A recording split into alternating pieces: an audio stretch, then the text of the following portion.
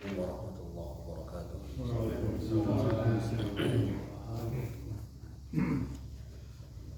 Alhamdulillahirabbil alamin wa bihi nasta'in ala umuri dunya waddin.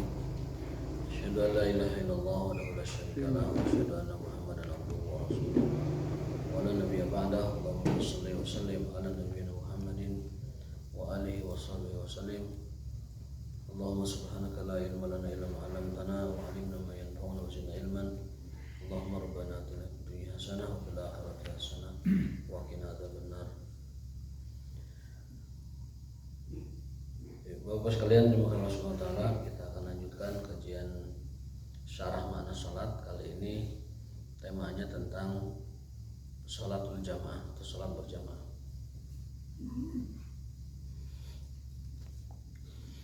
Di antara motivasi Rasulullah SAW terkait salat berjamaah adalah bahwa seluruh fadilah salat berjamaah itu menggunakan domir. Seluruh sholat itu menggunakan domir jama'. Domir jama' itu adalah kata ganti orang banyak. Artinya dapat diartikan bahwa sholat yang diperintahkan oleh Allah Subhanahu Wa Taala itu adalah sholat berjamaah. Hafidhu ala sholawat wa sholatil wusta. Jagalah oleh kalian sholat 5 waktu, terutama sholat zuhur dan sholat asar. Itu perintahnya juga jama'. Jadi perintah-perintah sholat itu kebanyakannya adalah menggunakan domir banyak orang. Akimu, adu, akimu dan lain sebagainya. Ini perintah kepada kita bahwa salat yang paling afdal yang Allah perintahkan itu adalah salat berjamaah. Warka'u ma'ar raqiin, dan lakukanlah ruku, tegakkanlah salat bersama orang-orang yang menegakkan salat. Berikutnya adalah hadis tentang salat jamaah ya. Kalau fadilahnya keutamaan sudah pernah kita bahas sebelumnya, panjang lebar.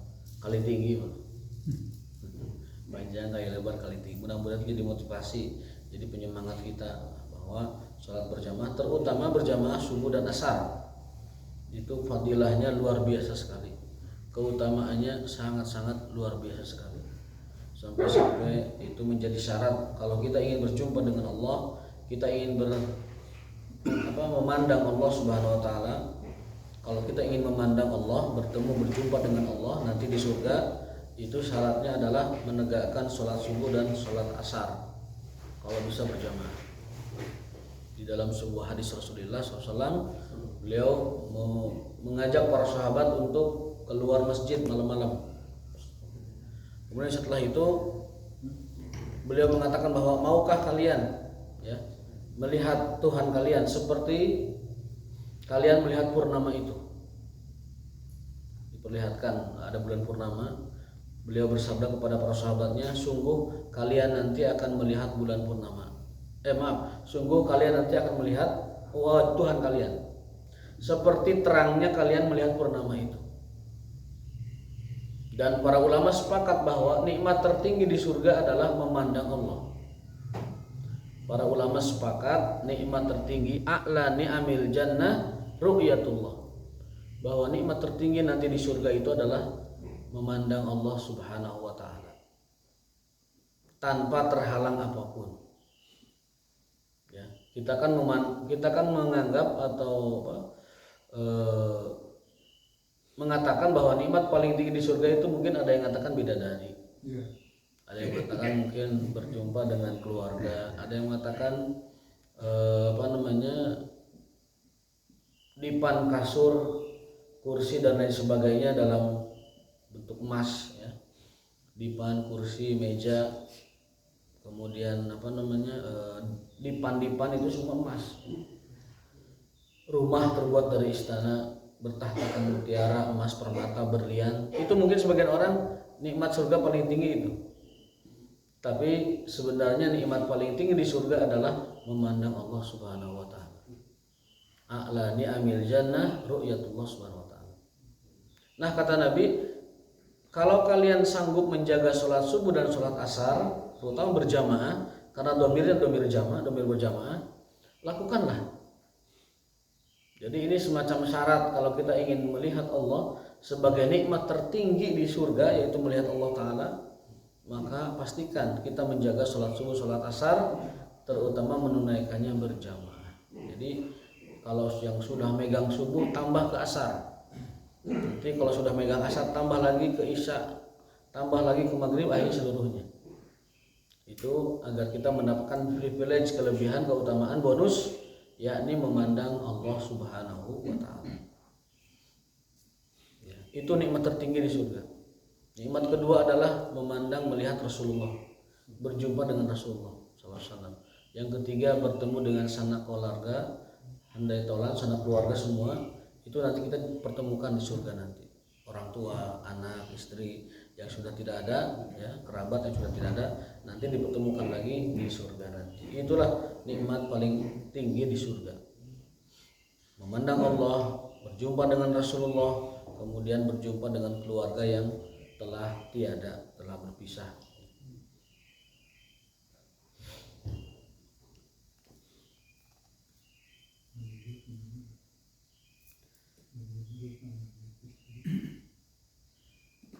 Dari Abu Darda radhiyallahu taala anhu, Nabi sallallahu alaihi wasallam bersabda, Abu Darda mengatakan, aku mendengar Rasulullah SAW bersabda, ma min salasatin, tidak ada suatu desa atau suatu kampung, ya, yang penduduknya lebih dari 3 orang, berarti 2 kakak atau 3 kakak, ya. La tuqamu fihi shalah, tidak ditegakkan di sana salat, illa stahwadha alaihim syaitan, kecuali syaitan akan menguasai mereka. Jadi desa, RT, RW yang tidak menegakkan sholat, maksudnya sholat berjamaah pastinya, maka syaitan akan menguasai mereka. Fa'alaika bil jamaah, lakukanlah sholat berjamaah. Kalau di suatu RT ada 3 orang, ya, atau di suatu lembur ada 3 orang, lakukanlah sholat berjamaah. Jika tidak, maka syaitan akan menguasai mereka. Fa inna ma ya'kulu dzibul qasiyah, karena serigala itu di mana-mana akan memangsa kambing yang sendirian. Serigala selalu mengincar dan memakan kambing yang sendirian. Kalau lagi ngumpul berkerumun, serigala juga pikir-pikir, tidak berani mereka. Ya, jadi jangan sampai kita ini sholat sendirian, karena syaitan itu bagai serigala kepada buruannya.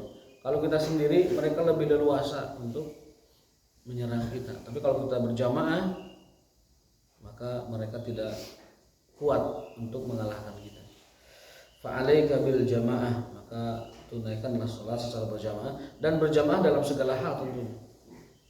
Fa inna ma yaqulu dzikul qasiyah, karena serigala selalu memburu kambing yang sendirian. Qala zaidatun, qala sa'ib, yakni bil jamaah, yakni as-salat fil jamaah. Maksud jagalah berjamaah itu adalah jagalah salat berjamaah.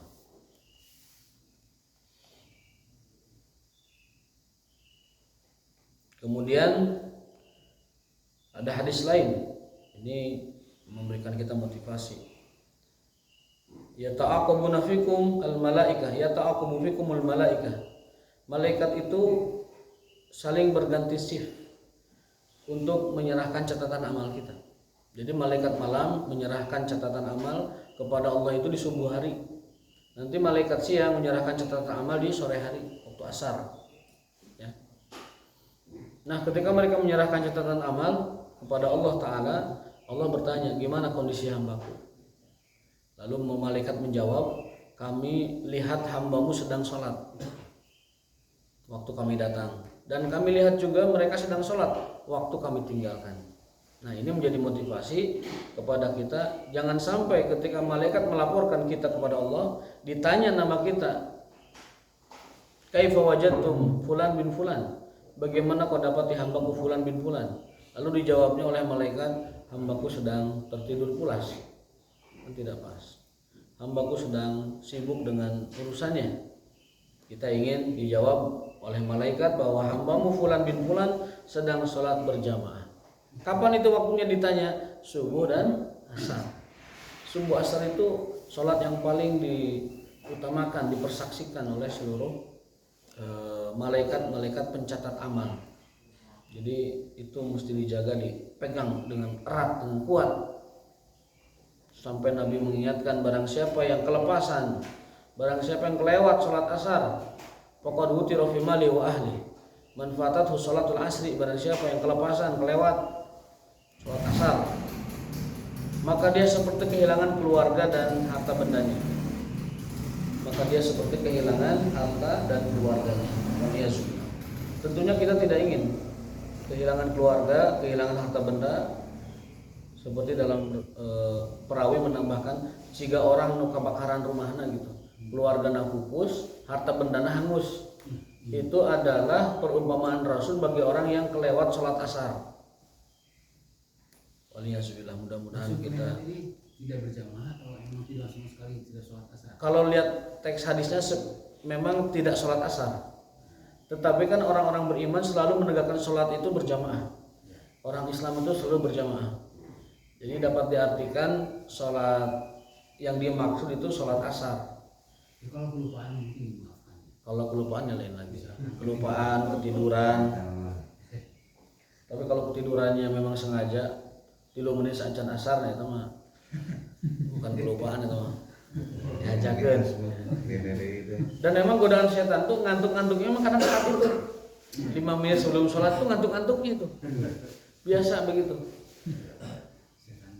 5 menit sebelum subuh, 5 menit sebelum asar, 5 menit sebelum lohor, itu lagi puncak-puncaknya ngantuk kita. Maka lebih baik ditahan, dilawan begitu, sholat dulu, nanti setelah sholat tidur silahkan. Bisa ya. Jadi ini motivasi orang yang kehilangan sholat asar. Kalau saya memahaminya berjamaah, karena sholatnya orang-orang Islam itu ya berjamaah. Sebagaimana dalam terminologi dan konteks sholat yang kita pahami dari zaman Rasul sampai zaman kita sekarang, yang dimaksud sholat wajib ya sholat berjamaah. Karena orang-orang Islam tidak pernah sholat di rumah, maka sholat wajib. Mereka berjamaah sebisa mungkin. Bahkan Rasul menjanjikan pahala berjamaah bagi orang yang kehabisan berjamaah. Kita datang ke masjid, jamaah sudah selesai, sholat sendiri, itu Rasul menjanjikan pahala berjamaah bagi dia, asal sholatnya di masjid. Jadi dari rumah tuh, wah udah lewat 1 jam nih sholatnya, ke masjid aja, nggak apa-apa ke masjid. Orang yang seperti itu Rasul menjanjikan pahala sholat berjamaah, asal di masjid sholatnya, walaupun dia sendirian, walaupun jamaah sudah selesai. Karena biasa berjamaah. Dan ada penghargaan bagi orang yang mendatangi masjid untuk berjamaah. Nah, orang yang selalu hatinya terpaut ke masjid kan termasuk 7 orang yang Allah lindungi nanti di padang mahsyar, ya kan? Dalam sebuah hadis bahwa nanti di padang mahsyar setiap orang akan mandi keringat saking panasnya matahari. Karena matahari didekatkan beberapa mil saja di atas kita. Faya'raku, setiap manusia ya'raq, berkeringat sesuai dengan kadar amalan-amalannya. Ada yang ketutup keringat, mandi keringat, ada yang separoh, ada yang berenang dengan keringatnya. Nah, matahari dekat saking panasnya, orang berkeringat nggak karu-karuan gitu. Orang kita dekat api unggun aja panasnya luar biasa banget. Apalagi nanti di padang mahsyar. Itu nggak ada kematian sih ketika itu ya. Nggak ada kematian. Mati sudah selesai. Tidak ada kematian setelah itu. Jadi mengecil orangnya karena keringat keluar. Ya kalau itu nggak ada detailnya kalau itu. Kalau mengecil mau ngabadagan pegar jika karetku minyak lantung duka sama. Jadi mandi keringat saking panasnya. Matahari didekatkan hanya beberapa mil di atas kita. Panasnya luar biasa. Nah, ketika kondisi genting itu ada 7 orang yang dilindungi oleh Allah dengan lindungan yang orang tidak punya lindungan selain lindungan itu. Hanya lindungan itu yang dapat melindungi dia. 7 orang. Yang pertama, imamun adil, pemimpin yang adil. Itu dapat perlindungan khusus dari Allah di akhirat. Imamun adil. Yang kedua adalah seorang laki-laki yang diajak mesum oleh wanita dan mengatakan, maaf teh, saya takut kepada Allah. Ulah. Ini kebalikannya berlaku juga. Rajulun da'athum ra'atun dzatu mansabin wa jamal wa qala inni akhafullah. Saya takut pada Allah. Tapi kata para ulama, nu salamat ukur Yusuf jangan. Istilahnya begitu. Jangan pernah kau lakukan itu karena yang selamat cuma Yusuf. Nabi Yusuf. Bagi kita mah harus latak robuzina mengamalkan ayat ini. Jangan dekati muqaddimah zina. Jangan mendekati muqaddimahnya. Latak robuzina, jangan mendekati muqaddimahnya zina. Karena kalau sudah ke situ model-model tampang orang mah balabas kan itu. Makanya kata para ulama, illa Yusuf. Mana ja illa Yusuf. Teu aya nu salamet kecuali Yusuf. Lamun tos dihareupeun, tos kita dengan dia saja itu enggak ada yang selamat kecuali Yusuf. Sampai digitukan istilah para ulama. Artinya kita jangan mendekatinya. Apa muqaddimah zina itu? Muqaddimah zina itu kata Ibnu Qayyim, muqaddimah zina itu ada 5. Salamun, fakalamun, fabtisamun, famauidun, fa'amalun. Eta muqaddimah zina. Maka perintah Allah itu bukan jangan berzina, tapi jangan dekati zina. La taqrabu zina, jangan dekati zina, bukan jangan berzina. Ada orang salah menafsirkan, nu teu meunang mah mendekati zina, zinana mah meunang cenah. Eta mah ilmu gelo nu kitu nafsirkan. Yang dilarang itu mendekati. Maksudnya apa? Mafhum aula. Mendekati saja enggak boleh apalagi melakukan gitu. Dipahami seperti itu. Itu namanya qiyasul aula atau mafhum aula. Mendekati saja jangan apalagi melakukan. Pertama apa? Salamun, mulai bertegur sapa. Dua insan laki perempuan ini lawan jenis ini awalnya dimulai dari tegur sapa. Mungkin mesti selamat. Kalau dibanyakan itu ada tema khusus. Itu bertegur sapa. Salamun. Lalu yang kedua fakalamun. Mulai rada-rada ngobrol tuh. Pendekatan. Masih selamat mungkin orang. Tapi ini mukadimahnya. Pakalam ngobrol santai gitu, nyaman itu. Aduh, aku nyaman sama kamu ngobrol. Mulai itu. Jerat-jerat setan itu mulai. Jaring-jaring iblis itu sudah masuk gitu. Lalu yang ketiga, fabtisamun, mulai berkirim-kirim senyum. Setiap ketemu senyum. Kemudian kalau ngobrol menandakan kebahagiaan gitu, ada senyum. Nah setelah itu apa? Salamun fakalamun fabtisamun famauidun. Mulai ini janjian ketemu di mana? Jadi itu aja di terminal lebih panjang. Ketemu di mana? Ketemu di misalkan Geria Kopo Permai misalkan. Di Sanona jauh di sasaha aja.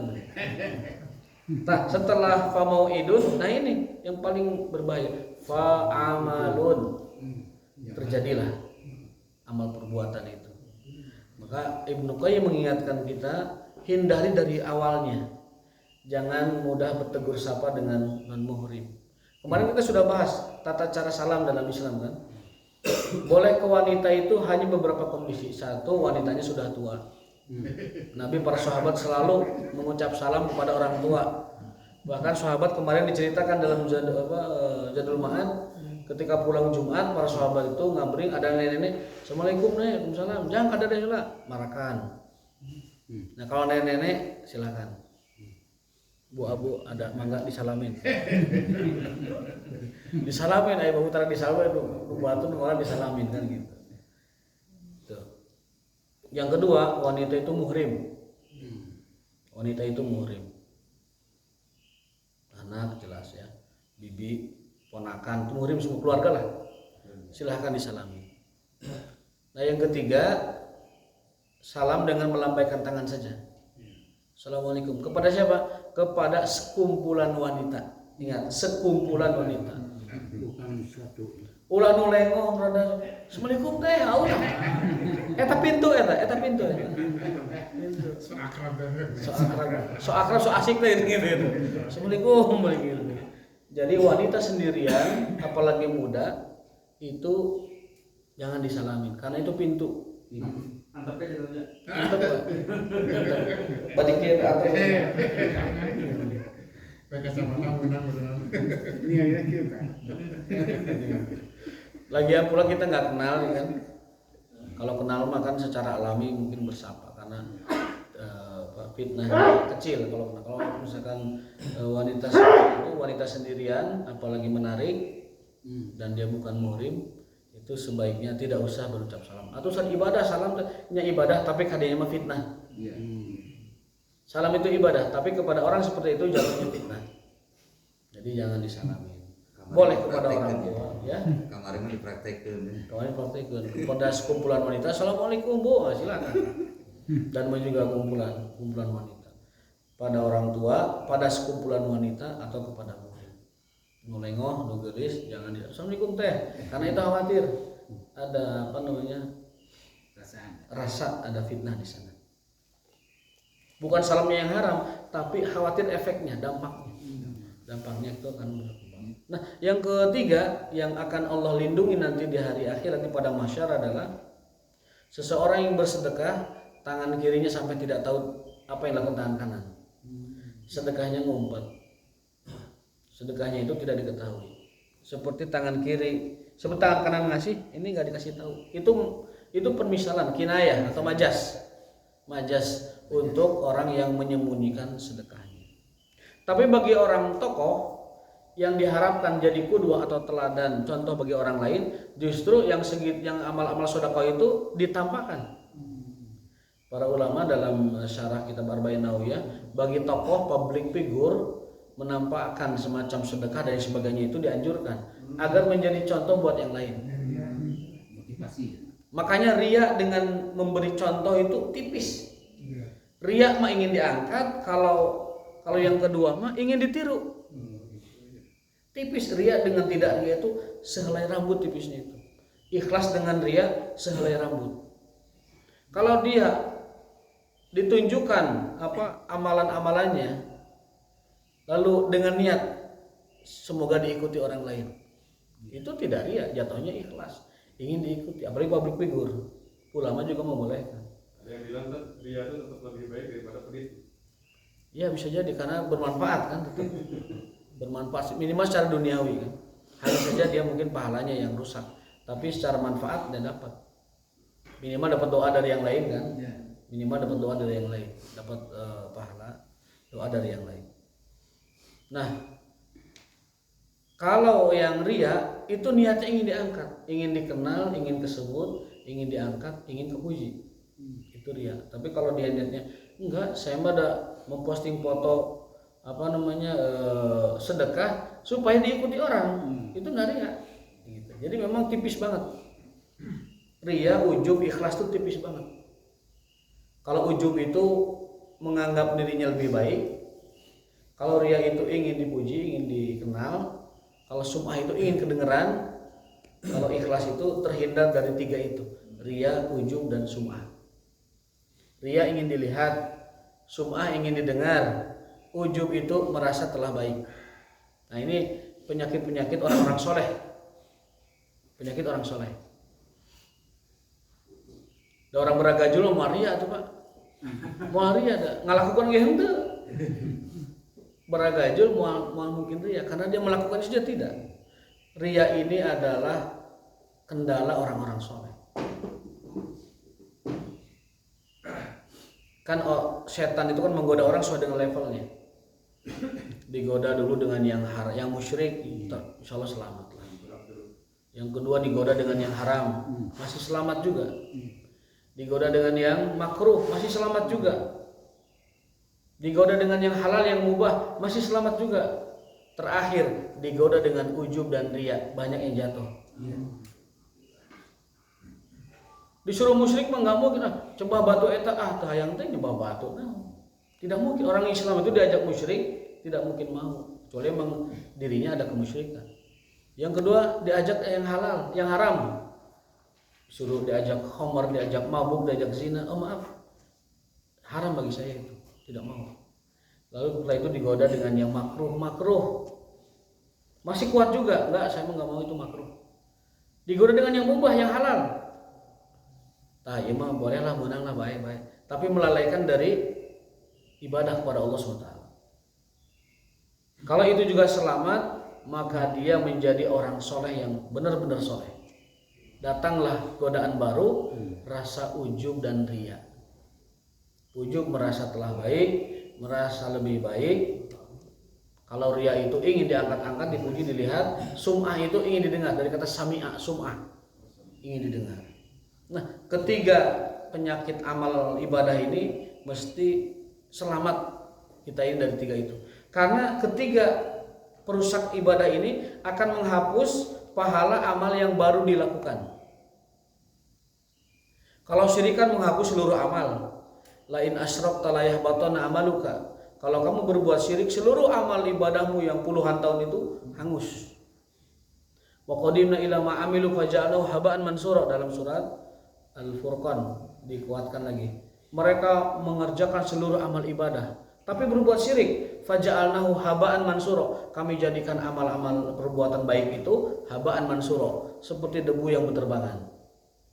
Artinya hilang. Jadi Al-Quran menyatakan dalam banyak ayatnya bahwa perbuatan musyrik dapat menghapus kebaikan dan ibadah kita apapun dan berapapun yang telah kita lakukan, selama apapun hilang. Makanya jaga diri kita dari perbuatan musyrik, karena dapat menghilangkan seluruh kebaikan kita di sisi Allah dan menghapuskan seluruh ibadah kita di sisi Allah. Dianggap debu berterbangan, ditiup angin hilang. Nah, kalau musyrik selamat tadi, dia akan memperoleh keikhlasan. Nah, itulah pahala yang Allah berikan kepada orang-orang yang ikhlas. Mudah-mudahan kita semua dapat melaksanakan segala sesuatu dengan keikhlasan. Amin ya rabbal alamin. Lalu yang keempat yang dilindungi oleh Allah Subhanahu wa taala adalah rajulun qalbuhu mu'allaqun bil masajid. Orang yang hatinya selalu terpaut ke masjid. Pemimpin yang adil, laki-laki diajak zina dan dia menolak dengan mengatakan saya takut kepada Allah. Yang ketiga, orang yang sedekah sampai tangan kanannya tidak tahu, artinya sembunyi-sembunyi, tidak ketahuan. Yang keempat, orang yang hatinya terpaut ke masjid. Mun bahasa Sunda nama masjidin. Jadi mun teu ka masjid ada yang kurang gitu. Hatinya tuh ke masjid terus. Dikit-dikit ke masjid, dikit ke masjid. Tapi lain mau bantal ke masjid. Nah, ibadah. Bantal mah nanti kalau mau itikaf. Ieu mah aya mu'allaq bil masjid tapi mau ke bantal. Sare ngadon sare di masjid. Aya mu'allaq ke masjid buat toiletnya doang. Ada orang kayak gitu, Pak. Ada orang sengaja ke masjid hanya numpang toiletnya saja. Sholat mantep. Ada itu di kota-kota, termasuk di kampus saya juga banyak kayak gitu. Tidak ke masjid, seharian itu tidak ke masjid, tapi kalau memerlukan toilet ke masjid. Jadi 5 kali ke masjidnya bukan sholat, menggunakan toilet. Waliyahzubillah. Hadanallahu wa iyyakum ajmain. Lalu yang keenam adalah orang yang saling mencintai karena Allah dan membencinya karena Allah. Jadi bersahabatnya motivasi Allah, dan kalaupun berpisahnya motivasinya karena Allah. Dalam hal ini Nabi bersabda, nanti di akhirat itu ada orang-orang yang duduk di atas mimbar cahaya sampai membuat cemburu para nabi dan para rasul. Ada orang yang berada di mimbar cahaya, mereka dalam keadaan berwibawa dan berkarisma, yagbituhumul anbiya, sampai para nabi cemburu pada mereka. Kok mulia amat itu orang-orang? Lalu dijawab oleh para malaikat, mereka adalah orang-orang yang saling mencintai karena Allah. Mencintai karena Allah, bersahabat karena Allah, bukan bersahabat karena yang lain-lain. Maka mereka ala manabir minan nur, mereka akan ditempatkan di atas podium-podium bercahaya sampai para nabi pun iri kepada mereka. Itu adalah orang-orang yang bersahabat karena Allah. Lalu yang terakhir adalah orang yang fadat ainahu min khasyatillah, orang yang selalu matanya itu berurai karena bertaubat kepada Allah. Jadi yang ketujuh, orang yang nanti mendapat perlindungan naungan di padang mahsyar yang begitu panas, itu orang yang punya waktu matanya meneteskan air mata karena takut kepada Allah, taubat kepada Allah Subhanahu wa taala. Itu Itu mudah-mudahan kita termasuk salah satu dari ketujuh itu, dan mudah-mudahan sifat-sifat kita minimal satu atau dua nyangkut di sifat itu. Minimal tadi kita tidak melakukan zina, alhamdulillah masuk. Yang kedua, qalbuhu mu'allaqun bil masajid, alhamdulillah masuk. Kemudian tadi baru 6 ya? Baru 6 kayaknya. Satu lagi ada, syabun nasya'a fi ibadatillah, pemuda yang tumbuh dalam ibadah kepada Allah. Pemuda yang tumbuh di dalam ibadah kepada Allah. Itu yang ketujuh. Jadi saya ulangi, pemimpin yang adil, laki-laki yang tidak mau diajak berzina oleh perempuan yang cantik dan terhormat. Kemudian yang ketiga adalah orang yang bersedekah tapi tangan kanannya tidak tahu, artinya rahasia. Yang keempat adalah orang yang hatinya terpaut ke masjid. Yang kelima adalah orang yang bersahabat karena Allah. Lalu yang keenam adalah orang yang matanya berurai karena takut kepada Allah. Dan yang ketujuh adalah pemuda yang tumbuh dalam kesalehan, tumbuh dalam ibadah kepada Allah. Itu orang-orang yang dapat naungan dari naungan Allah Subhanahu wa taala, yang mana hari itu tidak ada naungan kecuali naungan Allah Subhanahu wa taala. Itu mengenai pemimpin yang adil. Yang adil itu syaratnya apakah dia itu harus beriman? Kalau tidak beriman gimana? Tapi dia sifatnya adil. Adil itu sendiri adalah Asmaul Husna kan? Yang kedua, dia beradil tetapi lebih banyak dosanya daripada pahalanya. Apakah itu juga masuk Kaidahnya kalau orang baik tapi dia kafir, dia akan mendapatkan pahala dunianya. Pahala dunia itu balasan duniawinya. Dia akan mendapatkan kejayaan, kehormatan, kemasyhuran, kemudian pengaruh, kecintaan masyarakat. Itu hak dia. Allah berikan bonus kepada dia sebagai balasan duniawi.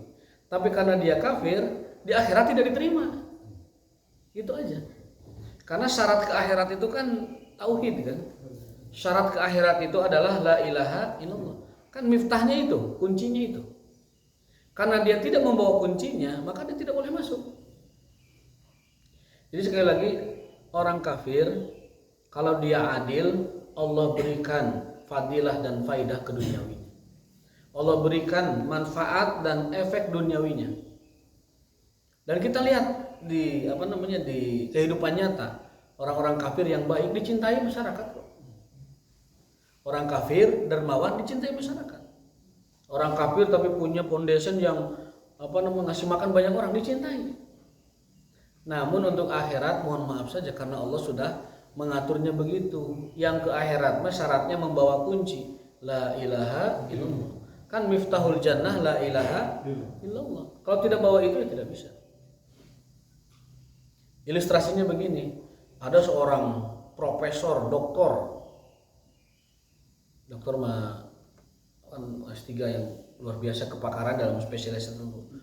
Itu ahli banget dalam bidang taruhlah nuklir gitu. Lulusan Jerman atau nuklir itu yang paling ini Finlandia misalnya dan sebagainya. Tiba-tiba mau ikutan wisuda di ITB. Boleh nggak? Boleh nggak? Nggak boleh. Mau dia sepakar apapun, seprofesor apapun, seahli apapun, ingin ikutan wisuda di ITB. Padahal dia S1, S2, S3 di Jerman. Bisa nggak? Nggak bisa. Jadi dengan keunggulan apapun dia, bahkan mungkin mengalahkan seluruh orang yang di ITB. Tapi ketika dia saya ingin dong acara di situ, nggak bisa karena dia tidak terdaftar. Nah itu seperti itu. Orang sesoleh apapun, orang sebaik apapun, sedermawan apapun, semulia apapun, seagung sesuci apapun, tapi dia tidak terdaftar seorang muslim, tidak terdaftar dengan syahadatnya atau dengan syahadat orang tuanya ketika lahir muslim, maka dia sehebat apapun tidak akan didaftarkan sebagai penghuni surga. Gak pernah daftar. nggak pernah daftar, orang tuanya juga nggak pernah login di situ, melogin dengan dia juga nggak pernah, dia sendiri juga nggak login sendiri, nggak bisa. Itu ilustrasi dunianya. Kalau ilustrasi agamanya, dalilnya begitu. Wa may yabtaghi ghairal islami dinan falan yuqbala minhu. Orang yang mencari agama selain Islam tidak akan diterima. Jangan ragu masalah ini tuh, saya menekankan sekali, jangan ragu masalah ini tuh. Karena Allah sudah menyatakan wa may yabtaghi ghairal islami dinan fala yuqbala minhu. Orang yang mencari agama selain Islam tidak akan diterima. Lannya pakai lan menafikan seluruhnya. Lan itu menafikan selama-lamanya. Falan yuqbala minhu. Itu surat Ali Imran 65 kalau tidak salah. Barang siapa yang mencari agama selain Islam tidak akan diterima. Harus yakin, nggak yakin bermasalah itu akidah kita. Kalau kita tidak meyakini bahwa selain Islam tidak diterima, bermasalah keimanan kita.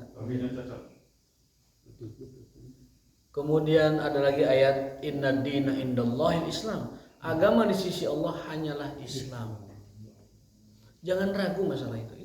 Itu Quran yang menyatakannya. Allah sendiri menyatakan. Ada hadis lain. Tadi ayat, ini hadis sekarang. Ma min yahudiyin wala nasraniyin sami'a bima ji'tu bihi walam yu'minu bi dakhalan nar. Tidak ada orang Yahudi, tidak ada orang Nasrani, apalagi selain mereka. Ini mereka yang ahli kitab saja begitu kan. Tidak ada Yahudi, tidak ada Nasrani, tahu aku sudah diutus, lalu tidak beriman kepadaku, illa dakhalan nar, kecuali masuk neraka. Kita wajib mengimani ini. Jangan ragu. Jangan ragu. Bahkan sampai Nabi menyarankan kalau kita berada di pemakaman orang non muslim, katakan saya bersaksi bahwa mereka di neraka. Tapi ulah tarik teuing bisi dari batur. Ini mah keyakinan kita dalam Islam. Ada hadis yang menyarankan kalau kita berada di pemakaman orang jelas-jelas kafir, matinya meninggal kafir, untuk mengatakan wallahi huwa finnar. Demi Allah dia di neraka. Supaya meneguhkan keimanan kita bahwa selain Islam tuh tidak diterima Allah. Untuk semakin menguatkan bahwa selain agama Allah itu Islam tidak diterima. Kadang ada yang masih ragu itu. Angka gada nu Kristen nu Yahudi gak ada yang baik masuk surga cenah gitu. Itu syubhat itu. Itu kalau ada yang masih berpikir seperti itu syubhat, yang mengatakan bahwa selain Islam itu diterima di surga Allah Ta'ala. Ya kalau Islam Ali Imran 85. 85, bukan 65 Pak Cimol, 85. Ali Imran 8. Ada di grup sekarang lihat. Ada lagi Al-Maidah itu banyak sih. Al-Maidah ada yang inna dina indallahil Islam. Dari agamamu gitu ya. Dan Allah telah menjadikan Islam sebagai al-yawma akmaltu lakum dinakum wa atmamtu alaikum ni'mati. Al-yawma akmaltu lakum dinakum. Aku kata Allah Ta'ala telah menjadikan Islam agama yang aku ridhoi. Ya kan? Udah, itu agama yang Allah ridhoi cuma Islam. Ada yang lain. Kalau dia berbuat dosa gitu. Kalau dia berbuat dosa, ada mekanismenya nanti. Bisa dengan taubat di dunia, bisa dengan ujian atau cobaan dihapuskannya. Kan ada hadisnya. Kalau orang banyak dosa, lalu sebelum meninggalnya itu sakit lama, itu sudah dengan sendirinya dosa itu dihapus. Kifarat. Penebus dia sebelum masuk alam akhirat. Jadi orang yang banyak dosa lalu Allah uji dengan rasa sakit yang panjang, itu sudah otomatis penghapus dosanya. Walaupun tanpa istighfar. Kalau yang begitu tuh, apalagi dengan istighfar, dia akan lebih mantap lagi. Asal Islam. Asal Islam. Apa itu Islam? Bersyahadat. Gerbang Islam itu ya, asyhadu an la ilaha illallah wa asyhadu anna Muhammadur Rasulullah. Dan kata para ulama, orang yang sudah masuk gerbang Islam dengan asyhadu an la ilaha illallah wa asyhadu anna Muhammadur Rasulullah tidak bisa dikeluarkan dari gerbang itu kecuali dia sendiri keluar dari gerbang itu. Memang keluar gerbang. Makanya akidah Ahlussunnah wal Jamaah dalam kitab Syarah Tahawiyah sebutkan wala nukafir ahla qiblatina wala nukafir ahla qiblatina madamu musallin atau malam yastahilul kabair. Kita Ahlussunnah wal Jamaah sepakat dan meyakini bahwa tidak boleh seseorang itu mengkafirkan sesama ahli kiblat. apapun dosanya, selama mereka tidak menghalalkan dosa itu. Jadi kalau masih satu kiblat tidak boleh mengkafirkan. Asal dia masih satu kiblat tidak boleh mengkafirkan, kecuali dia menghalalkan dosa besar. Contohnya misalkan dihalalkan nih, zina halal misalkan, atau khamr halal. Kalau dia melakukan zina, dia minum khamr, itu urusan dia, dosa dia. Iya. Tapi kalau sampai menghalalkan hukumnya, berarti dia telah keluar dari ahli kiblat. Wala nukaffir ahla qiblatina ma lam yastahilu. Kita tidak mengkafirkan siapapun ahli kiblat selama dia tidak menghalalkan sesuatu yang haram. Jadi kalau surat Al-Qur'an di mana apa namanya amalannya itu sedikit, apakah itu ke neraka dulu? Iya. dalam hadis itu di Asar ya sebutkan. Ibnu Abbas mengatakan idastawat, kalau sama hasanatuhu sayiatuhu, nanti akan diberatkan dengan syafaat.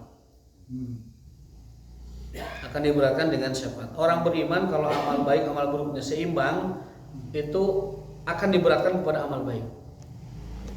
Kalau amal buruknya lebih berat, bisa jadi Allah memaafkan dia dengan syafaat Rasulullah SAW. Jadi asal dia punya iman, dia menjaga tauhid, tidak berbuat musyrik, insya Allah selamat. Insya Allah dosanya dimaafkan, dosanya diampuni, selama tidak syirik. Apakah ke neraka dulu, kemudian nantinya? Kalau Allah kehendaki ke neraka dulu. Ya nanti surga kan? Nanti surga. Jadi ujung orang beriman itu adalah surga. Meskipun mungkin ada yang ke neraka dulu, tetapi banyak yang Allah maafkan.